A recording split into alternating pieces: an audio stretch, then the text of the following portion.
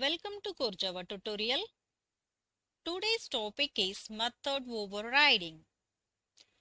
So what are all the alternative names for method overriding? Runtime polymorphism or dynamic binding or late binding. So why it is runtime polymorphism? So here which method to be invoked can be decided only during the execution of the program. So that is the reason it is known as a runtime polymorphism or dynamic binding or late binding. So what do you mean by overriding?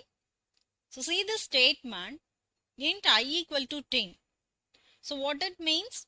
I is an integer variable. Here we are storing a value 10.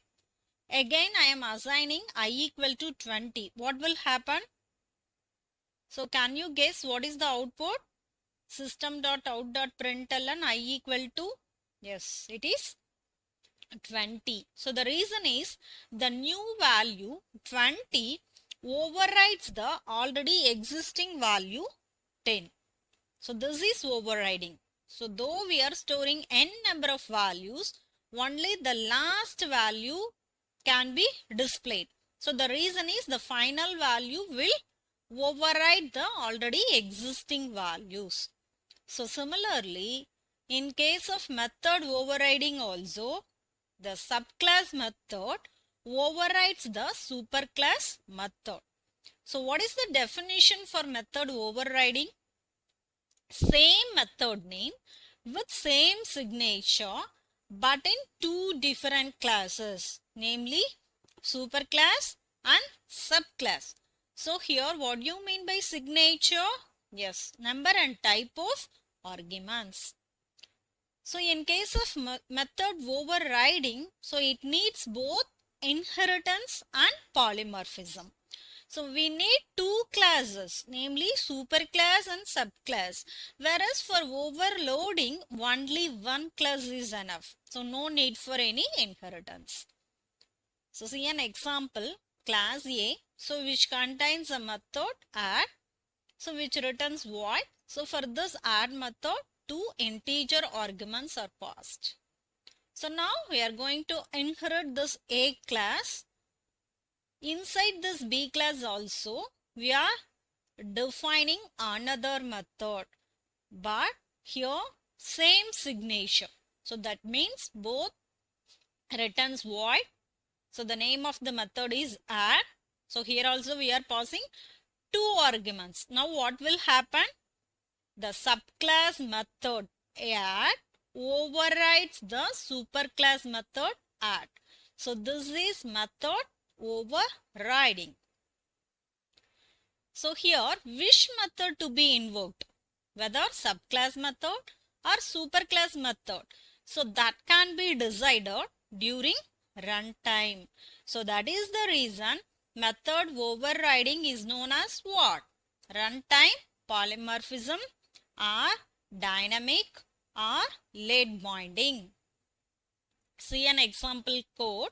So here, yes, superclass whose name is A. So which consists of a method show. So inside this method, we are simply displaying a message like this. I am inside superclass. So now we are going to inherit this. So class B extends A. So again within this B, we are defining another method. So now this subclass method show overrides the superclass method show. So this is method overriding. Same method name with same signature. So here you can't change the signature. So that means the number of arguments and the data type, everything should be same. Then only it is method overriding. So here also we are displaying a message, but here it is inside the subclass. Now we are going to create an object within this main method. So in general, after inheritance, we will create object for which class? Yes, for subclass. So for B, we are creating an object like this. So class name followed by object name equal to new What is this B? So this method indicates what? Yes, a default constructor. So who will provide this? Yes, Java compiler. So now we are going to invoke this show method. Okay, so now which show method will be invoked? So this B is object of which class? Subclass. So now this show method, so that is I am inside subclass, will be displayed. So the reason is subclass method overrides the superclass method. So see this output. So whenever we are having our Java files in one folder, whereas JDK is installed in some other location, so this is the way. So first set the path. Set path is a variable, environment variable, percentage path percentage. So it retains the already installed software's path. In addition to that, here I installed JDK in this location, :java bin. Then as usual compile this b.java. So why we are compiling b.java? So this B class contains the main method. So that is the reason. So whenever we are saving the file, we should give the file name with the class which contains the main method, right? So after this, we are going to interpret. So now what will be the output? I am inside subclass. Suppose I want to call the superclass show method.